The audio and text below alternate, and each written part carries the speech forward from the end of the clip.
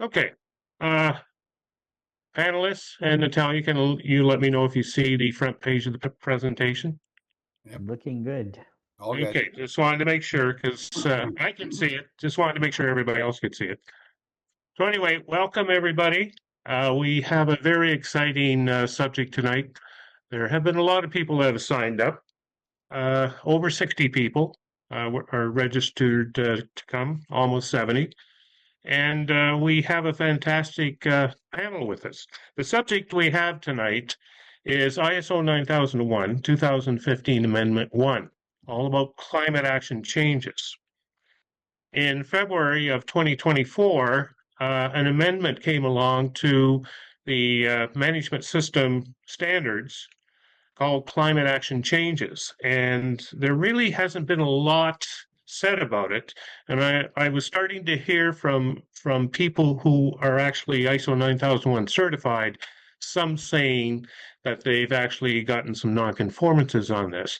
So I thought it's probably a good time to clear the air. So I asked several representatives from several well-known registrars in Canada, and also a member of the ISO 9001 Auditing Practices Group to join me in a panel so that we could talk about this. So before I go into how the webinar is going to go tonight, I would like to very much welcome that panel. So just starting off, we have panelists Joana Sá. Joana just want to let you know, she's coming to us from Portugal tonight. It's very, very late there. Thank you very much, Joana, for staying up. We really, really appreciate it. Joana is an auditor and senior advisor with over 35 years in quality management. She's also a co-convener of the ISO 9001 Auditing Practices Group. And you'll see in the next couple of slides why this is important. She'll be representing their views for tonight's panel.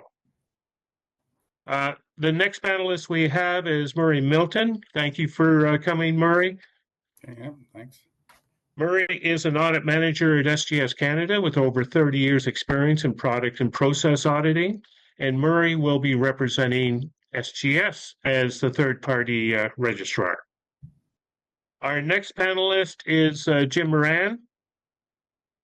Jim is actually here in Ottawa with us. He's president and CEO of Simply ISO and the Learning Alliance.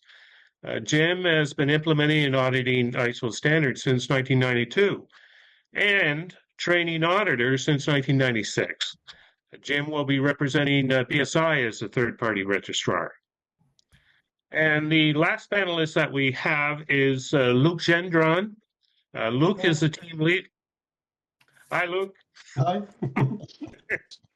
Luke is the team leader at the Canadian General Standards Board, CGSB. Now, if you're not a part of the federal government, you may not have heard that much about CGSB, but CGSB is a registrar, a third-party registrar, and their mandate is to only have clients from, is it just the federal government in Canada, Luke, or all public service? Yeah. Right. Which one? Just the federal government or all public service across Canada? For now on, it's all public service. I just have to mention that fact that the CGSB was probably one of the first certified body accredited by Standard Council of Canada. All right. That's good to know. The last person I'd like to thank for being here tonight is Natalia. You all heard from Natalia at the very, very beginning. She's the past chair and now the secretary of the ASQ Ottawa Valley section. She'll be working in the background as this video conference operator. Thank you very much, Natalia, for doing this. And lastly, I'll just let you know who I am. I'm an ASQ fellow with over 40 years in quality management with an MBA with a specialty in TQM. I'm also the volunteer program chair and marketing chair with the local ASQ Ottawa Valley section. I'll be the moderator tonight, which is to keep these rascals in line so that we can actually get through all these questions, pour all of this information to the audience, and hopefully get done at the right time. So I'm just going to the next slide, and this is all about the purpose of the webinar. It's to discuss both two documents. One, the February 2024 Amendment 1, Climate Action Changes, in particular to the ISO 9001-2015 International Standard. There is an amendment to other management system standards, but tonight we're just going to tackle the main one, 9001. We're also going to discuss a document that perhaps not a lot of people know about. It's called the ISO 9001 Auditing Practices Group Guidance on Auditing Climate Change Issues in 9001. This is a document that was written by the ISO 9001 Auditing Practices Group and is available on the ISO website. Before this webinar is done, we'll have a link for everybody to access both of these documents on the ISO website. So the two things, the whole purpose of this webinar is two purposes. One, we would like organizations to better understand what is expected of them and how to meet the new amendment, because we don't want people to have nonconformances. Secondly, we would also like auditors to better understand how to audit to the new amendment, because perhaps that's not necessarily all that clear. Okay. So what to expect? Now we're already about, about 5 minutes in, a little bit more. We only have an hour for this webinar. So I'm here to facilitate the discussion to ensure that we end on time. There are a list of, I believe it's 8 questions that I'm going to pose to the panelists that represent the purpose of the webinar. And afterwards, whatever time we have, we will invite attendees to ask any of the panel additional questions through the chat. Natalia had mentioned already that she is recording this webinar, and from the recording, we'll get a summary for each of the questions asked that we can add to the presentation. And hopefully we can even leave a link for the recording itself. And that will be on the presentation with the summaries will be made available on the www.asqottawa.ca website. This is a website that is built and maintained by friends of ASQ Ottawa, just so you know. And it is, as Natalia had mentioned, it is especially for people who are not part of ASQ, they're not ASQ members, but they're part of the quality community, or they're interested in the events that we hold. It's a way for them to be notified of any future events. Okay, so one thing that I didn't necessarily mention was that with each of these 8 questions, I'm going to select one of the members of the panel and ask them the question directly, just so we don't have everybody saying the same thing continuously through the 8 questions. And so this first one, I would like to ask Jim. Jim, here's the question. What are the ramifications of the amendment on climate change? And can we just add it to a strategic planning cycle as a part of a contextual scan, the same way that many organizations go to meet 4.1? All right, thanks, Michael, and thanks for the opportunity to have some input into this important discussion. Like anything to do with any regulatory body, law, ISO standard, and so on, or ISO requirement, I should say, the answer to this particular question is it depends. And it's always a good answer. You can use it for almost any question.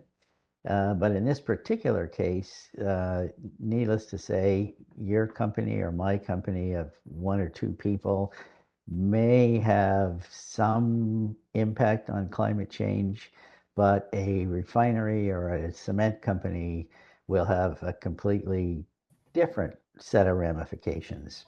So the first thing to do, and you're going to be hearing this a lot tonight, will be to determine whether you would have enough impact to need to actually put it into a procedure you may have, or a flow chart that might have a spot for determine the climate change impact, if any. And your graphic here is really useful because you can see that all the visitors can see that the place where you would start considering it would be, as you mentioned, clause 4.1, and that would be context, internal conditions, probably perhaps, and external conditions, definitely. But the other key point that often gets missed in the strategic planning cycle is the clause 4.2, the interested parties. And depending on your auditor, you may have an auditor that can conceive of who the interested parties are and go over them with you during the audit and determine if any of them might have some issues relating to climate change. Once again, if you have a service that delivers packages or letters to you, like a courier service, one in Ottawa might be a bike and another one could be a big UPS truck. So depending on what your supply chain looks like, you'll need to, as again, as you've mentioned here, as part of the planning cycle, and you could look at the interested parties there. And just to let the visitors know, some auditors actually will write either an opportunity for improvement or maybe even a nonconformance to an organization that has not listed their registrar as an interested party. So, like, once again, the ultimate answer is it depends. But anybody who is moving in this direction would get a lot of benefit from using this chart here that you've put together. Hey, thank you very much, Jim. You're very welcome. Before we go on to the next question, does anybody else have anything to add to what Jim had mentioned? I just want to make the point that now we are talking about an amendment to the standard. This is not as strong as a standard, a new standard. And my understanding is ISO Standard Group and International Accreditation Forum consider those changes as only a clarification rather than a new requirements. That's interesting. Good point. Thanks, Luke. How does everybody else feel about that? Same thing? Well, a shall is always a requirement, either we want it or not. But a shall consider, it's something that you have to consider. It doesn't mean you have to take it on. So it's not a strong requirement, I would say. I would put it that way. Would it be fair to say that it's a requirement to think about it? And if it's very obvious that you should be thinking about it, you may get a nonconformance? Good point. Well, you can always say that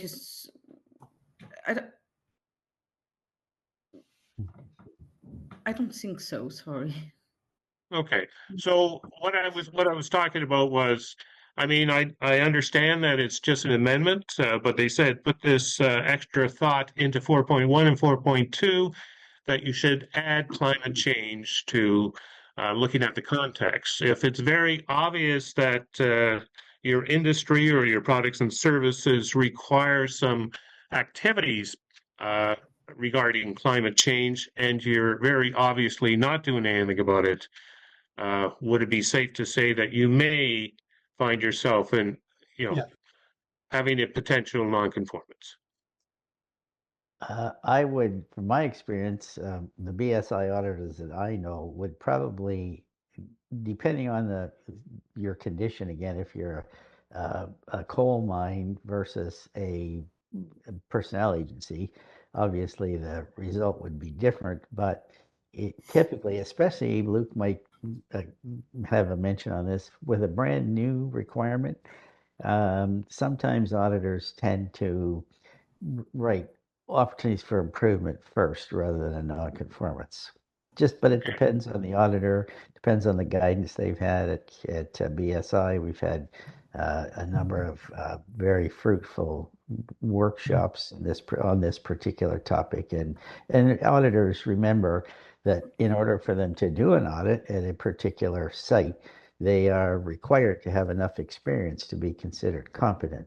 So they'll probably have a rough idea of what the auditee should be looking at or thinking about. So, and if they let them know ahead of time, it'll be on the audit plan, so they'll know it's coming. So it might be more of a discussion with the organization, just to let them know next time I come around, perhaps you should be looking at this type of thing. That would make sense. Yeah, thanks. Okay. Michael, yes. Sorry. Go ahead, Joanna. That I think that is the most important thing. I think ISO put this requirement there to force organizations to reflect on the issue, to see if there are risks, if there are opportunities, and to think about it. And I think that is the main point and the objective of the requirement. It's not about filing nonconformities or not. Okay. Fantastic. Thank you. The next question we have, and I'm going to ask this one of Murray first. Murray, does the amendment only relate to the standards elements 4.1 and 4.2, or are there other elements involved? There's potentially others. As you go through the question and investigating your own processes, your customers, your interested parties, the applicability of climate change, and you may have a yes or a no. If it's a yes, then definitely there's other parts of the standards that are could be used or linked to as far as potential linkages to 4.1, 4.2. Like for example, risk under 6.1 would be a common area that you might see some kind of a risk assessment comment or line item related to climate change. Same with the quality objectives. They may have something there. That's 6.2. Design, definitely 8.3 if it's applicable. Your customer may want you to be more forward thinking on some of the raw materials that might be used or how you're designing and creating the part. So 8.3 could possibly be linked back to this. Also, statutory regulatory type stuff, which is under 4. It's already kind of talks about it under 4.2 here, and it's also sprinkled throughout the standard. Your customer, clause 8.2.2, they may have a set of requirements as they're in their proposal or bid to you that includes climate change. So you want to consider that possibility. Also, communications, that's section 7.4 or 8.2.1, internal, external. How are you treating internal people? Are they aware of it? Are your customers are thinking about it? Maybe you're sharing because you've done some projects already with it. That might be some lessons learned, perhaps. Your quality policy statement, clause 5.2, may have some kind of a reference to it. It may not, but it could be there. Supply chain, I think I talked about it. That's 8.4, section 8.4. Management review, for sure. 9.3, that would have it probably in the minutes. There'd be some comments related to or reference to climate change. You may have, you may have, for example, a head office, or you may have a corporate office that you're reporting to, and they may have flowed that down to you and maybe have not addressed it effectively. They may raise cars on you, perhaps. That's under clause 10.2. I had comments on that. And other ones to think about would be resource, knowledge, and competency. That's 7.1 and 7.2. So you can see I ran off probably 10 clauses without even that could be applicable to climate change. I guess it all depends at the very, very beginning. If you start with 4.1 and 4.2, if things start to pop up there, then perhaps the other clauses may come into play. Yeah. The most common one, I think, would be risk assessments and management review, I think, at the start. All right. You're thinking about it, you're assessing it, and taking it from there, kind of thing. It's possible that you want to make sure everybody's awareness is heightened when you're working with clause 6.3, management of change as well. Change management for sure, yes. So it doesn't get lost in the shuffle, which could happen. Okay, thank you very much. Any other comments from Luke or Joanna? I think we do actually ask a form of this question a little bit later on as well. Okay. Yeah, because those two, as a registrar, we're focusing our assessment right now on 4.1 and 4.2. Yeah. And if it's evidence that some issues are from that, right, we might continue to look at the other clauses. Mhm. Yes. So, but it's up to the organization to decide how they do it and the process they use to identify these issues, climate change issue. So the same as what we're more interested in is to make sure that they consider climate change and they treat that issue as other issue that they're supposed to look at for 4.1 and 4.2. Mm-hmm. Okay. This is not a quality climate change audit. This is a quality management audit. Mm-hmm. Mhm. So That's a good point. Yes. Okay. Now here's the thing. We talked a little bit in the first couple of questions about the amendment itself, and you notice that the amendment is very, very short. 4.1, add it to or add this statement into 4.1, add this other statement into 4.2. It's the amendment doesn't have a lot of stuff in it, but there's the other side of it. Even though it is small, the question is, how do you go to meet this new requirement, even if it is just an amendment, and how do you audit to it? And that's where we came upon this other document. Wherever we get some guidance on this, we came upon this other document that's actually available on the ISO website. It's called the ISO 9001 Auditing Practices Group Guidance on Auditing Climate Change Issues in ISO 9001. Okay. And it's available on the ISO website. It has both the ISO and the IAF symbols on its header.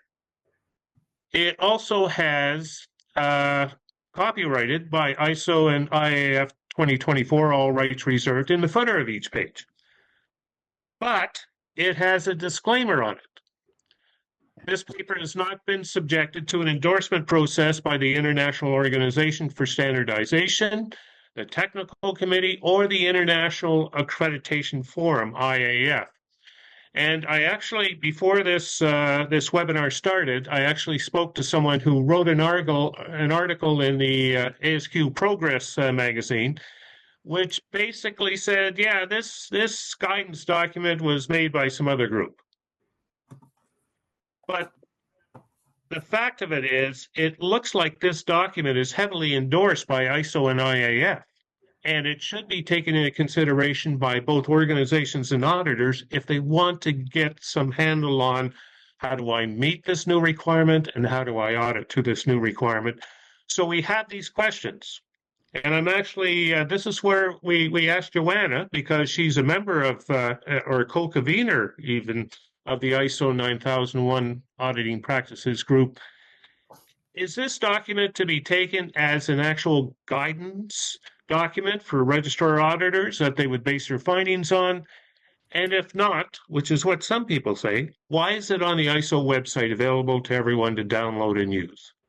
Okay, so thank you for the question. ISO 9001 APG, the Auditing Practices Group, is more than 20 years, and this disclaimer is there on every papers and in our website, in the front page, to everything. And the only thing that it's explaining is this group is not working in the way that standards are working.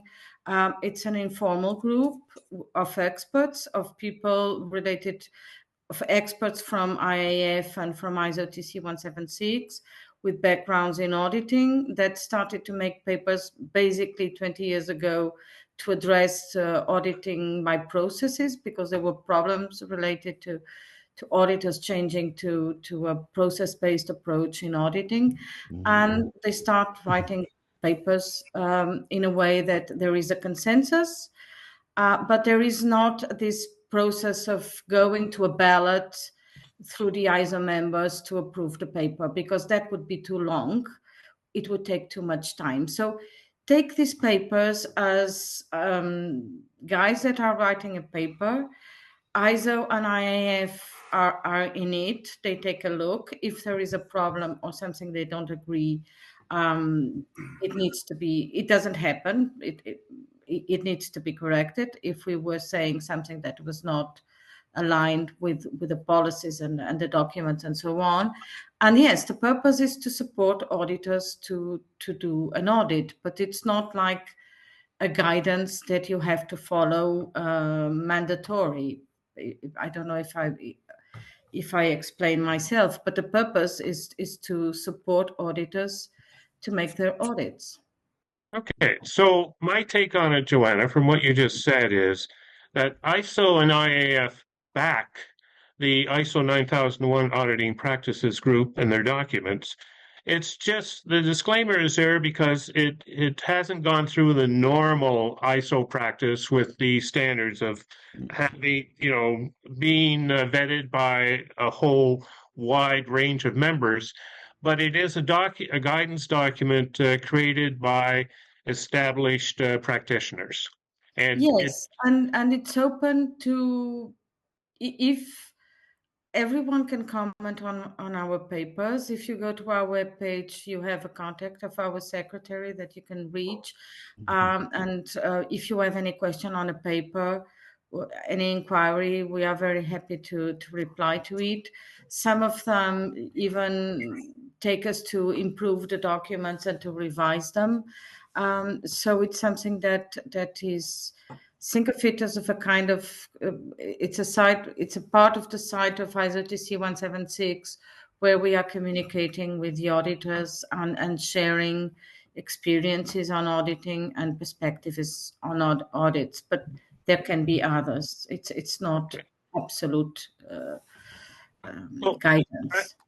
I get not absolute guidance. I get that, but I'm going to just kind of put out there that without any other guidance documents that is coming straight from ISO for organizations or auditors, that this is probably a very good document for auditors and organizations alike to take a look at to help them understand how to both meet this new amendment requirement and audit to it. Would that make sense? Yeah, and now, anyway, Mike, this is not the only document produced by this group. You could find a guide for almost all ISO's clauses. So, and we haven't used the other documents as a must document, but CGSB always give to our auditor a link to the website in order to help the auditor to be more aware of what they should look at. That's a guide. Okay, fantastic. So the same could be said of organizations. If they want to know more about how to meet this, they should also go and look at this guidance document. Exactly. I just wanted to make one point of clarification, Mike, on your question number one. Is that a document be taken as actual guidance for registered auditors that they can base their findings on? As I think most people here would realize, that not to confuse that with, can you write a nonconformance against a guidance document? And the answer is absolutely not. You cannot. You can use it as guidance, but it can, you can't write. You can't write a nonconformance against a piece of guidance because it says should or may as opposed to shall. Okay, so I should take out the word actual. Yeah. Yes. That they would base their findings on, and I in my head, when I saw base their findings on, it sounded like write a nonconformance against, and everybody here knows you can't write a nonconformance against guidance. And the whole intent was, would this be a good document to download and read for both auditors and organizations alike? Oh, sure. That's really the question. Absolutely. Murray, how do you feel about that? For sure. I think having a reference document to help you maybe understand certain components of anything. It doesn't matter. It could be type of a process even. You won't be writing a finding on, I agree 100% with Jim said, they're all kind of guidance documents just to make you more competent, per se, on that subject matter. Okay. Yeah, and anything helps, especially if an organization or an auditor has no idea from the start. Thank you very much for that question. The next one is a question that we're looking at examples where climate change might actually be regarded as a relevant issue. Because remember, in the actual statement in the amendment, it says the organization shall determine whether climate change is a relevant issue. Any examples of where that might be? And Luke, I'm going to start off with you on this one. Okay. So as we all know, the difficulties here is the definition of relevance. I mean, all organizations get their own process to grade their issue, to decide whether it's important or not, based on their business, based on their organization management system.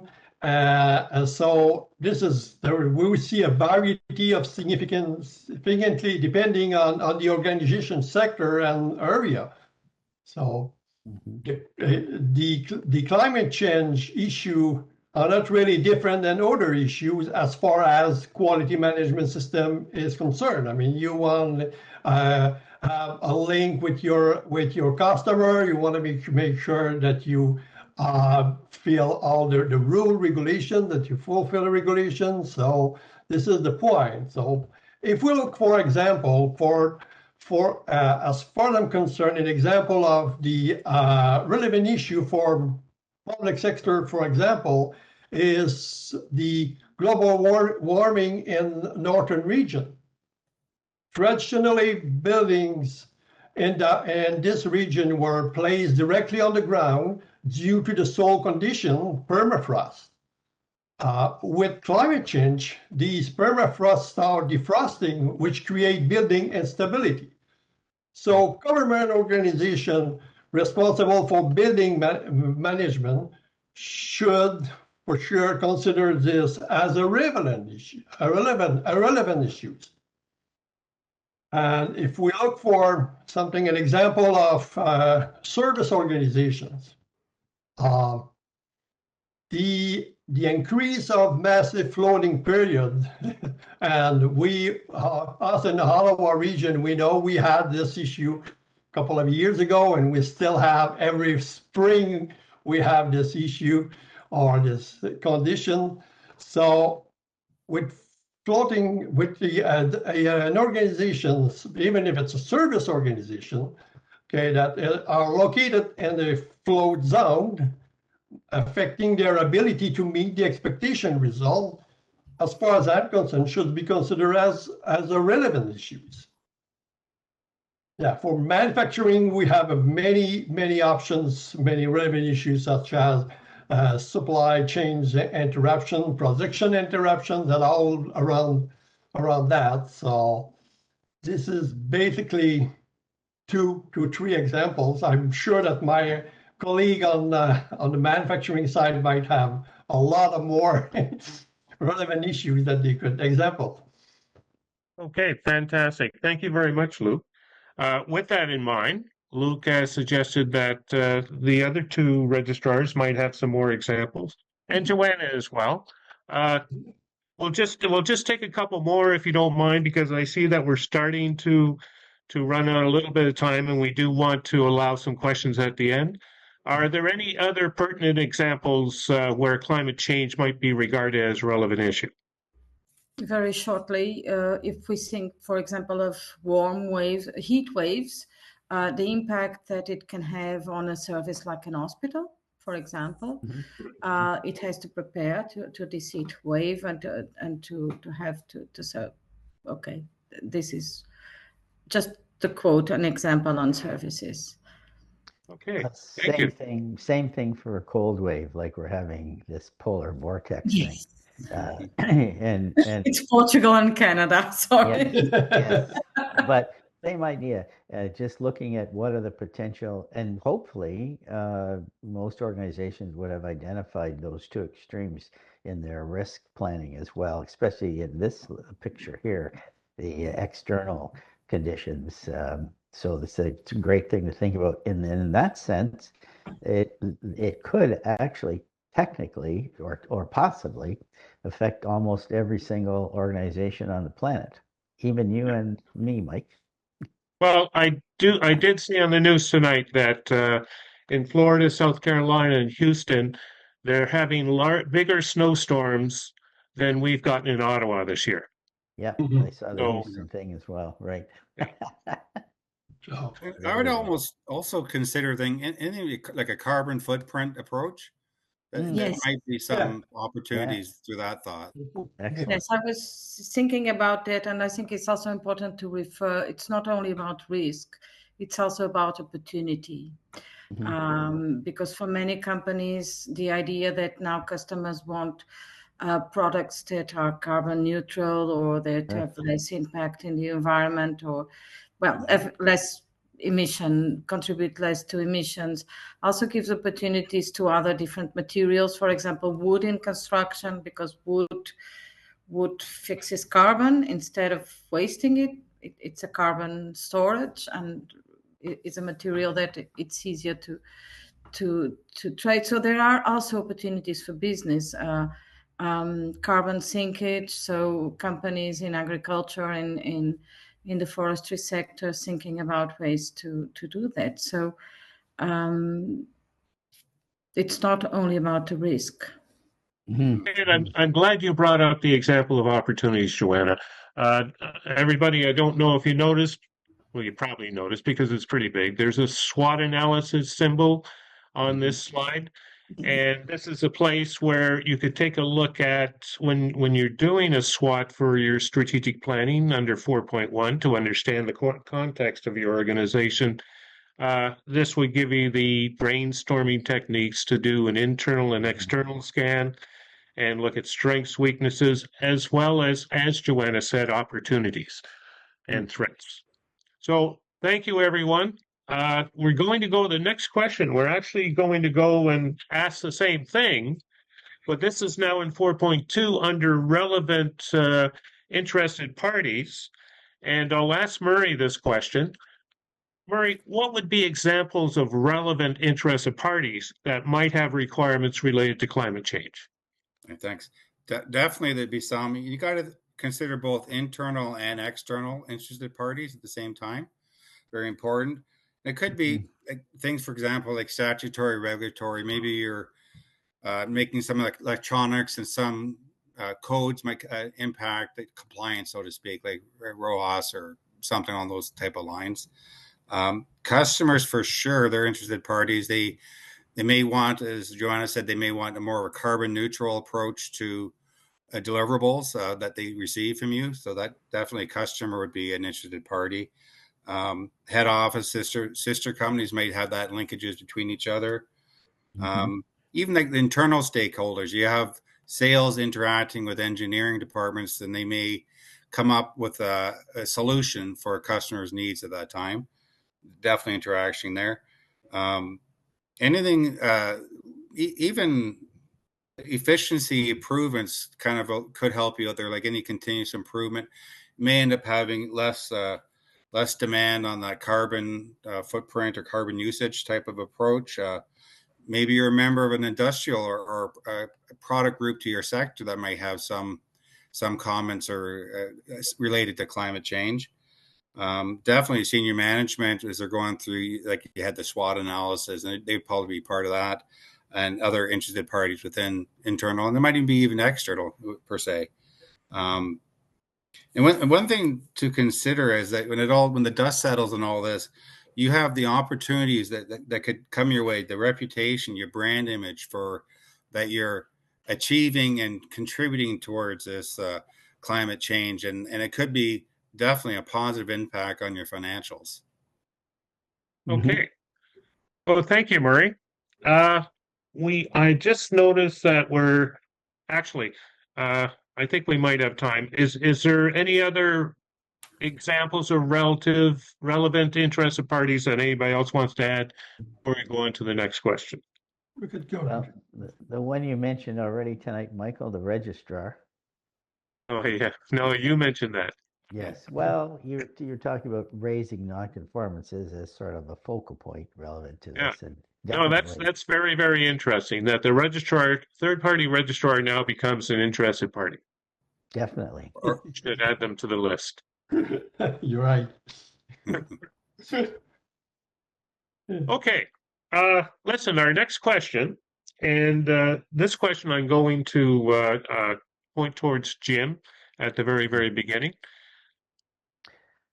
How would a third-party external auditor to be able to even know if an organization has climate change relevant issues or relevant interested parties if they claim otherwise? Well, as I just briefly mentioned this earlier, in order for one of our auditors to step onto a client site, we have to demonstrate that they're competent to be on that site. And a lot of organizations, a lot of CBs use the word qualified, and some use the word experienced, and there are enough guidelines in 17021, the registrar's accreditation document, for a registrar like us to to choose people that are suited for the audit. It's a requirement of doing a let's see, a viable or verifiable audit. So if that's the case, and if all registrars adhere to those requirements, the third-party external auditor will have some sense, at least, of whether an organization would have some climate change relevant issues. And then, of course, the auditor's best skill is interviewing, and they would certainly find out from the organization, from the auditee at least, whether he or she has knowledge of how deeply or how thoroughly the organization has looked into this. This is a very good question because it also demonstrates the fine line that auditors have to walk in terms of not consulting and not making assumptions about what should be there. And of course, one of the main things we learn in auditor training is that and as a requirement in clause 9.2, the whole program has to be designed so that the auditor is objective. And in order for the results to be viable or reliable or useful of the results of the audit, the whole program has to be designed in a way that it can be carried out without bias or without conflict, without any pressure, that kind of thing. So the good news is clients have the option of questioning or asking for clarification on it. If they were to write a nonconformance saying climate change relevant issues have not been considered, then if that's true, and if the client thinks that they don't have any, then they can certainly raise the issue with their registrar. So there is an escape or a pressure valve there if need be. And I think as with any change, I think just so our participants tonight aren't terrified after the end of this webinar, there always is a bit of cushion room at the beginning of a change. The other issue that that auditors need to be aware of is that they might come up against a client who doesn't believe that climate change is a thing. And that will, I think, probably Luke and all the other registrars are going to have to prepare their auditors for that eventuality, just in case. That's an interesting one, yes. Yeah, right. And if we got the opportunity to find an auditor who's qualified for 9,000 and 14,000, yes, that would be a perfect match for us, but it's rare. It's hard to find. And smaller organizations don't want to have two separate audits if possible. Maybe an auditor to help with the environmental side, but that might be another thing that the auditor could do to prepare him or herself, would be to talk to the person who looks after their EMS audit, and maybe find out from them how astute the client is. Are they sort of a go with the flow? Do they have any problems with climate change, that kind of thing? So it'll depend on the culture in the organization as well. But definitely, auditors have to always stick to the facts, just like Jack Webb did. Just the facts, ma'am. Just the facts. Okay, now you're talking like a boomer. That's a dot in my rearview mirror, Michael. Okay, I got it. Thank you very much, Jim.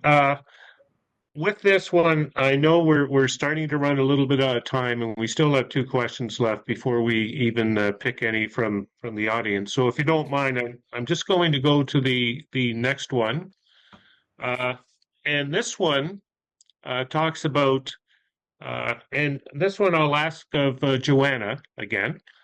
Joana, if an organization has relevant issues or relevant interests of parties related to climate change, what areas of the ISO 9001-2015 standard would the third-party auditor look to for evidence that they have taken appropriate actions? And if you noticed, I've actually, to help with this, I put up the sections of the actual paper from the ISO. Okay, I think Murray 2 questions ago quite stolen my answer to this. He might have. It's great that you show the paper, because this is about the paper. The paper first says, okay, it may be a relevant issue or not. It's up to the organization to determine and to justify why it is relevant or why it is not. If it is a relevant issue, then there are other things. What are the impacts of this relevant issue? And I would like to come before that to a very important thing. And you were discussing the linkage with environment. We are addressing climate change issues in the perspective of a quality management system, in the perspective of the ability of the organization to demonstrate that it can deliver products and services that are conforming to requirements. So we are looking basically at products and services and what requirements that relate to climate change and conditions that affect the capacity of the organization to deliver them. Like, for example, we were talking about floods or disaster, or things that could harm that ability. So it's in that perspective, and not to mix with the way they manage their environmental aspects, because that's another issue. But once you define, okay, it's relevant for me, does it affect my scope? Which would not be very common. It would have to be a big change. But okay, I believe climate change is an issue, and I'm too close to the coast. The sea level is going to rise. I want to move to a safer place or something like that, and then the scope, because would move. And then it's planning. It's about determining risks, determining opportunities, planning actions to address them. Of course, you have to think of resources. You have to see the impact on the operations.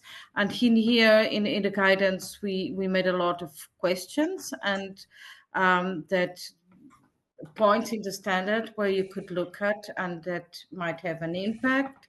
And in the performance evaluation, of course, management review and the way. But basically, it's like, and Luc pointed this, it's like any other issue that you consider relevant. Once you consider it relevant, it's within your scope, and you have to plan actions to implement. So we just try to do this. Okay. And like you said, it can be either a risk or an opportunity. It doesn't all have to be risk. Yes. Okay. All right. Thank you very much, Joanna. The last question that we, sorry. going the wrong way. The last question that we actually had for tonight, and it's kind of been discussed a little bit throughout a couple of the other questions, including the last one that Joana was going through. What's the difference? And I'm going to ask this I'll put this on Luke. What's the difference between the Amendment on Climate Change and the normal things you would consider when implementing the international standard ISO 14001 environmental management systems? Luke?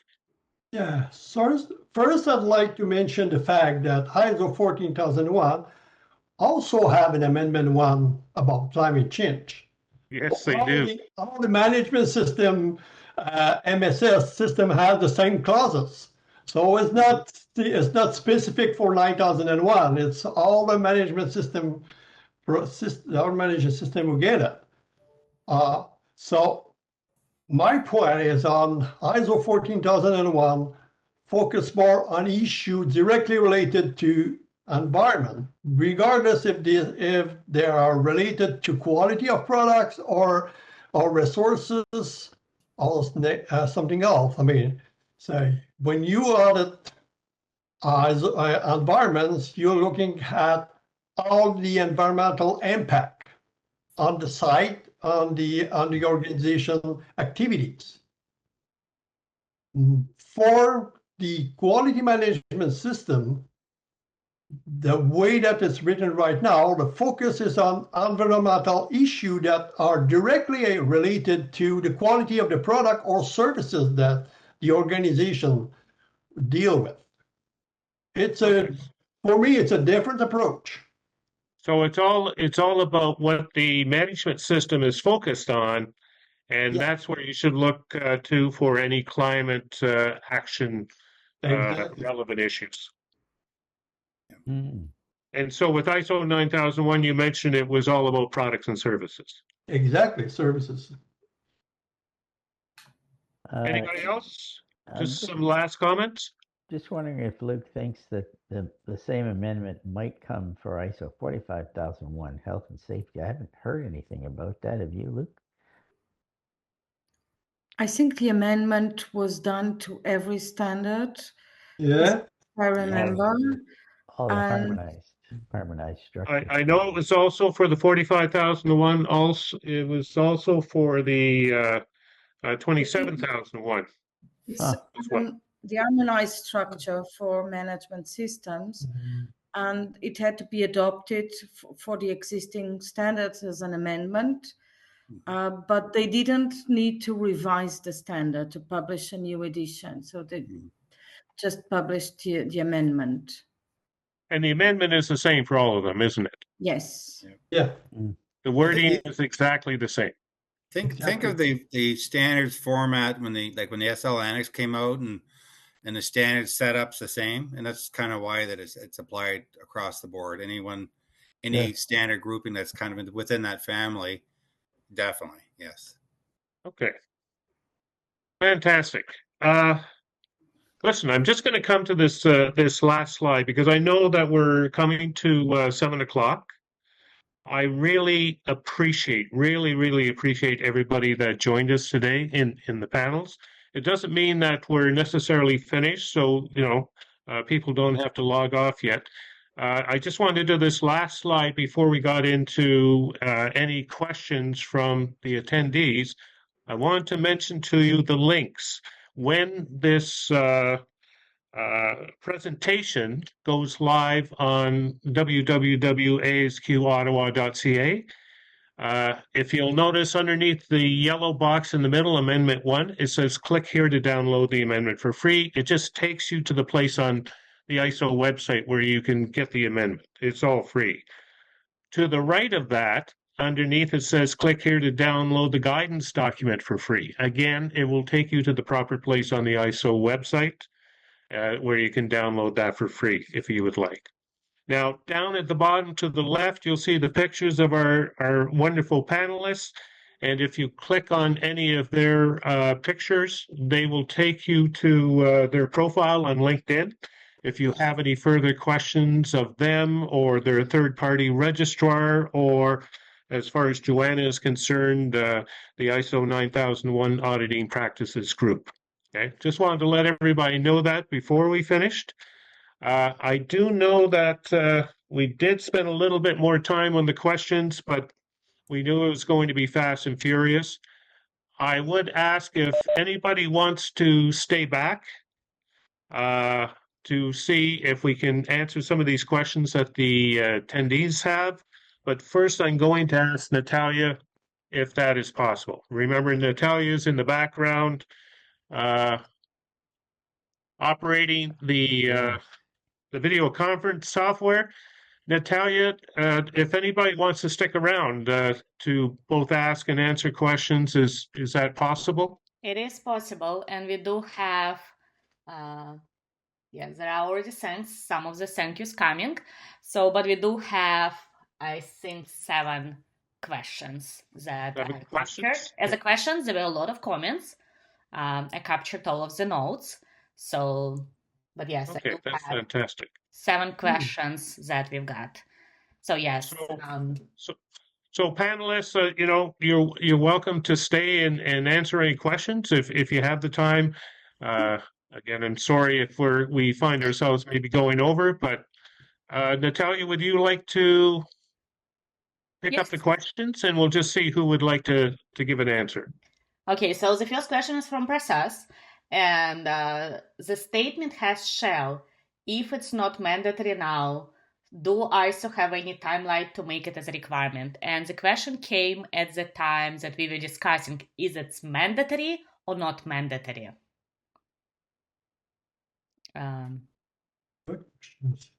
It's a shall.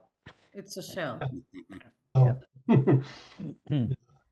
So it's basically is a mandatory requirement. Yeah. Mm-hmm. It's a mandatory requirement, but it's a note. For 4.2, it's a note on the bottom of that. So it's not as strong as a statement, but still have to do it. Still have to.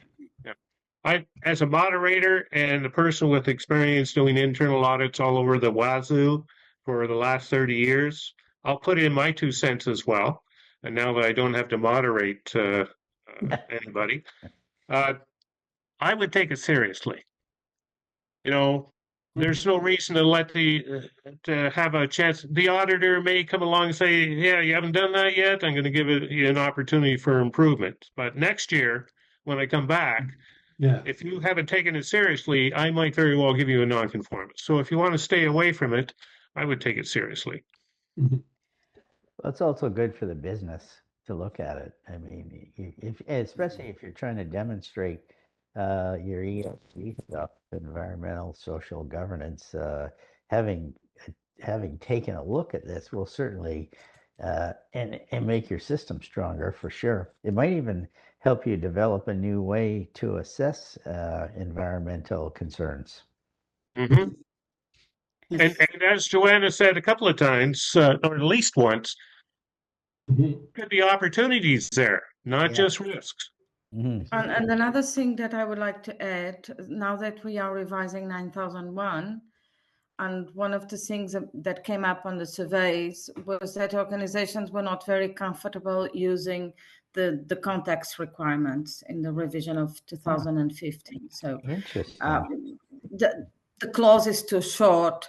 And I really believe that indirectly, this requirement about climate change put us on the map to look at this thing on context in a more serious way. That, okay, it's something that we think about it, we look about outside and we see an inside internal parts, and we really look. And for many organizations, I'm not saying that it's the rule, but many raised this concern that they were not very comfortable using context. So I think this is an opportunity to better use the standard and implement it, this part of the context.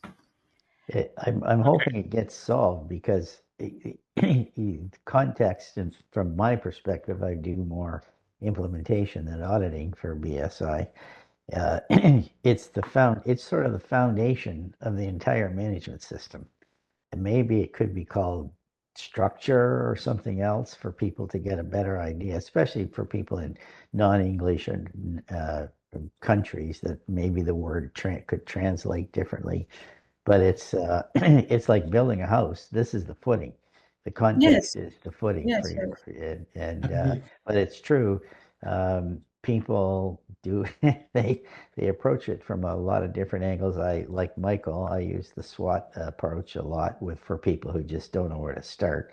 But with the good guidance for everybody. But I had no idea that there were that many people that weren't taking or making good use of what the requirement is. Thanks for that clarification. Next question, Natalia. We actually had a confirmation from the question number 2 that answering this question, you answered that other question. So we are skipping one. Excellent. So 2 for 1. Yes, we cover 2. Buy one, get one. There is a next question from Moses. For auditing purposes, would climate-related thinking be Akin. Yes. I can. The same as. Asking to sustainability practices, also, is this to be more so enforced within industries that utilize ISO 14001? Interesting. Interesting. Yeah. Okay. So would climate-related thinking be the same as or similar to sustainability practices? That's the question. Now you've got the auditors thinking. Yeah. Well, Right. they're Didn't even think about that. Never look at that. You silence them. yes, they're definitely Sustainability is broader concept. And Moses Also did relates- clarify that he refers to like energy envelope. Yes, it's sustainability. It's broader, but it's certainly part of sustainability. I would say. They're cousins. They might not be Siamese twins, but they're cousins. Yes, I think it's sustainability address economic, social, environmental issues, and within the environmental, we don't have only climate related. Okay, at this moment, I think everyone can relate everything to climate, but but it could be in another way. So it's Sounds like the auditors are agreeable to that statement. Yeah. The next one, Natalia? Okay, so there is an agreement with Moses that it has been audited in 14001, but I think you clarified a little bit more that it's not the same as 14001, like 14,001. Okay, so the next question is from Trevor. Does the guidance define climate change issues to give parameters or a starting point of consideration, determine whether climate change is or is not a relevant issue, or is it deliberately left open so it's not the constraint or limit consideration as per 4142? I did ask him if question was answered because you did talk about the examples, but I didn't get a reply from Trevor back saying. But here's the question. We don't have a definition. We can't provide definitions, by the way. That's the job of a working group one on definitions. So and that would be the job of ISO. So we don't provide, but we provide examples of what could be climate change issues, and others can come about the relevance. I think it's for the organizations to determine, not for us.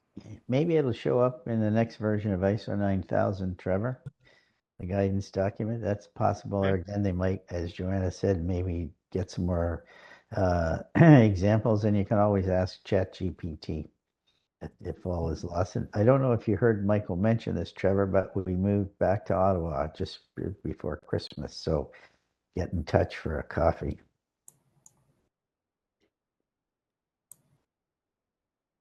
There we go. Trevor's mine. All right. Okay. Next question, Natalia. So the next question is from Viswanathan. Guidance is not a mandatory, unlike requirements, and non-compliance, if applicable, will probably elicit an OFI, but not necessarily non-conformance, but shall is used for the amendment. So it's basically the discussion that whatever is in guidance, it's not mandatory, and there would be no non-conformance raised if there is something that is not exactly as the guidelines, correct? Just a quick note for the newcomers. Back in the 90s, middle 90s, some registrars were actually auditing the notes. And Standards Council of Canada clamped down on that in about 1996 or 97, somewhere along there. I don't know if Luke was around in the business at that time, but it was quite a relief for a lot of organizations to learn that they didn't have to meet the requirements in the notes any longer. Yes. So yes, guidance is not mandatory, but as far as this amendment goes, it does use the word shall. Yeah. But the note is a note. But the note says relevant interested parties can have requirements. Yes. So that could go either way. Yeah. May is also a word that gets used in a situation like that. Relevant parties may have. Yeah. I don't know how it's in Canada, but in Europe, it's the main cause. It's regulatory requirements related to products and services and to carbon neutrality. So there are requirements for many industries. Yeah. And then it becomes an issue, definitely. Yes.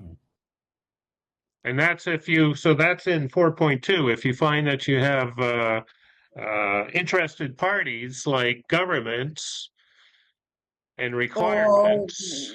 Or regulations from the European Commission or something like that. And we have many examples of organizations that are already addressing these issues long before the amendment was done. So it's part of their business. So it just opens up whether or not the organization is looking at those things they should have been doing in the first place anyway. Correct? The ones that need to look are already looking, I think. I believe so, yes. Are there any other questions, Natalia? Yes, there are a couple more questions, and I'm going to read all of the questions. So there is one more from Trevor. Is one of the biggest risks in quality of ESG accountability reporting greenwashing? Greenwashing? It's exactly what you wrote it down. Yes, I think it's a big risk. I totally agree with him. One of the biggest risks in quality of ESG accountability reporting, greenwashing. Huh. I wonder if that's whitewashing.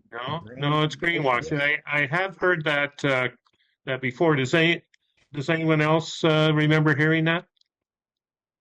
Leaning towards environmental. It's basically too much environmental, like moving. It's claims, yes. Not always.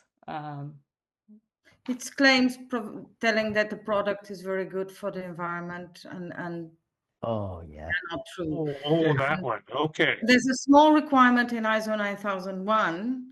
I don't know by heart the clause, but it's in customer-related requirements that says if you make claims on your product, you must demonstrate they are substantiated, and it's the only thing about.